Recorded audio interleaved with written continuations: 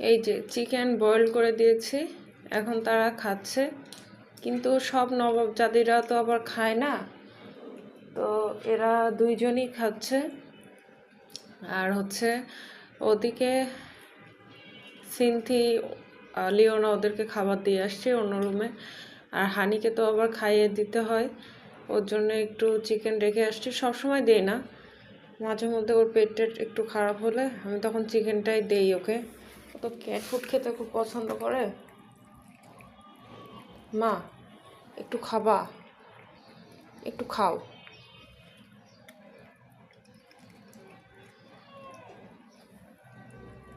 তুই খা, তো তুই খা।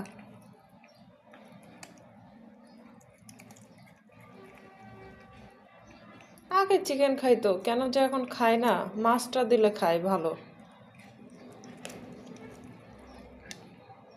কি সমস্যা বুঝলাম না।